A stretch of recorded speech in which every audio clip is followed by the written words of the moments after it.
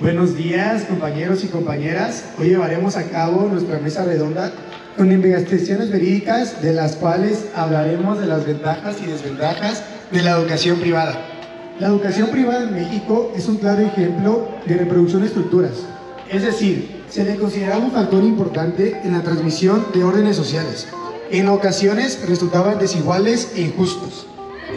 La economía de la educación estudia las relaciones entre el desarrollo educativo y el desarrollo económico.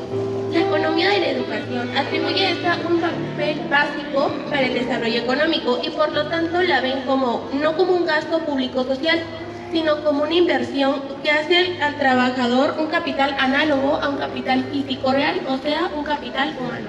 El crecimiento de la matrícula en la educación. Según datos de Acosta, entre el año 1980 y el año 2003, el crecimiento de la matrícula de educación pública alcanzó el 528%, frente al 40% de la educación pública. Bueno, pues el autor Adrián Acosta Silva, en el documento La Educación Superior Privada en México, en la página 160, afirma que es necesario reconocer que la educación privada es necesaria e insustituible debido a los siguientes puntos. Garantiza la protección y reproducción de la pluralidad social y cultural que reflejan mediante la creación de perfiles profesionales distintos. Complementa una oferta educativa tanto en la creación de espacios como por la ubicación geográfica de los centros y las disciplinas que se imparten. Con todo esto me refiero a que la educación privada es necesaria debido a un entorno con mejores recursos e infraestructura.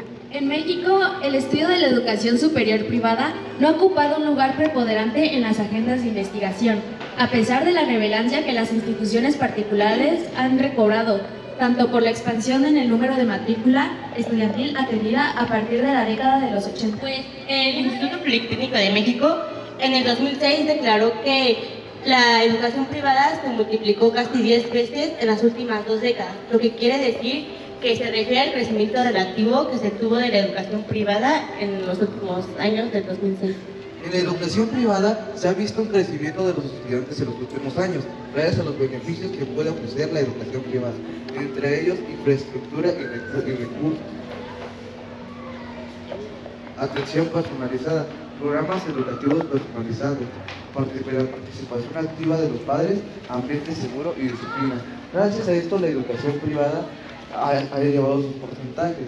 En México, la educación inclusiva privada adquirió centralidad en el actual gobierno, el cual con el fin de promoverla impulsó una reforma educativa para crear una nueva escuela mexicana. Bueno, pues los estudios sobre la historia de la educación en el país han cobrado un gran impulso en años recientes por el conocimiento de la historia de la educación particular. Resulta ser indispensable para comprender fenómenos fundamentales de la actual sociedad mexicana.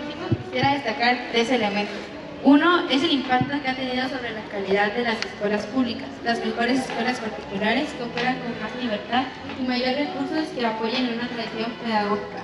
Un segundo aspecto sería el impacto de las escuelas privadas. Y finalmente, resta la pregunta más general sobre la influencia de la enseñanza, particular y específicamente católica, en la confirmación de las llamadas clases dirigentes. Desde el Porfiriato hasta nuestros días, los colegios privados de mayor renombre han reforzado en él y nuestros alumnos identidades y relaciones que les facilitan el acceso a los circuitos de poder empresarial, profesional, financiero o político.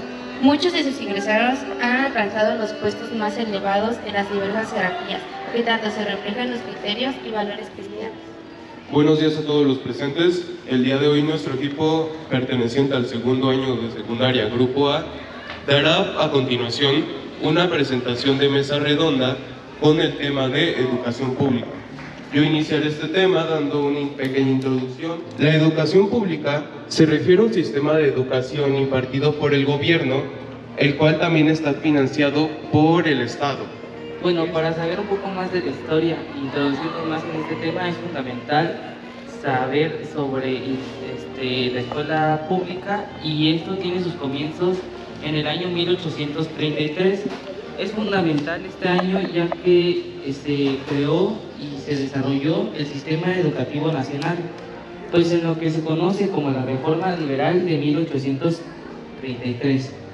Si bien en este periodo sucesivo se reabría y se cerraba las universidades, dependiendo de quien ocupaba la presidencia, la separación de la Iglesia del Estado y con ello la laicidad, la educación se logró tener más independización sobre la Iglesia, y en el periodo de 1821 a 1863 estuvo presente la intención de ocuparse más de la escuela y de crear instituciones. Sí, si bien existían buenas intenciones en 1833, los municipios no fueron capaces de afrontar esta problemática, y ya para 1919 la educación pública resentía gravemente una falta de una buena organización.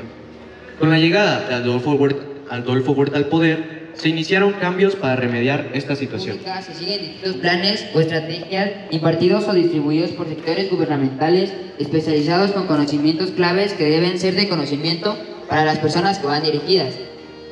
En cambio, una institución privada, sigue un plan de estudios más propio. Bueno, para hacer pública una escuela se ocupan tres ejes principales y básicos, que es el estructural, el pedagógico y el político. El estructural pregunta por la pertenencia de la escuela, y el político busca las escuelas que lo más lo necesitan y también para hacer un bien común.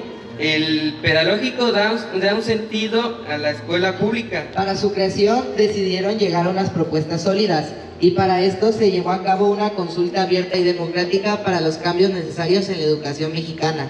Esto con el fin de llegar a una educación influyente con equidad y excelencia. En este periodo se llevaron a cabo foros en 30 estados de la República con el apoyo de universidades. Se contabilizó la participación de maestras y maestros, investigadores del ámbito educativo, madres y padres de familia, alumnos, organizaciones educativas y miembros de la sociedad civil, entre otros participantes. Bueno, la educación pública es una función para que las personas de clase social de bajos recursos tengan derecho a ella. Es por ello que países de América Latina, como México, luchan para que sea un bien público y sea responsabilidad del Estado. Bueno, la educación pública es un modelo educativo que no solo busca transmitir conocimientos, sino que también ayuda a las personas a comprender su realidad y a cambiarla.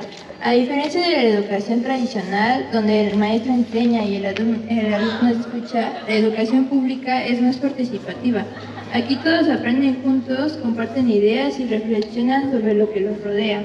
Este método ha sido impulsado por Paulo Freire, quien decía que la educación no es solo para repetir información, sino para desarrollar el pensamiento crítico. Bueno, hay varias razones por las que una escuela pública es importante para la sociedad. Una de ellas es que bien diseñada y gestionada es un espacio de socialización de diferentes grupos con posibilidad de atender la riqueza de la educación mexicana. Con sus diferencias étnicas, de género, sexuales, culturales, etarias, por decir algunas.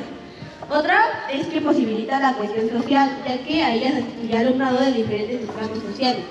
Gracias por escuchar a todos los presentes, por su participación a mis compañeros. Muchas gracias, damos término a esta mesa redonda. Gracias por su atención.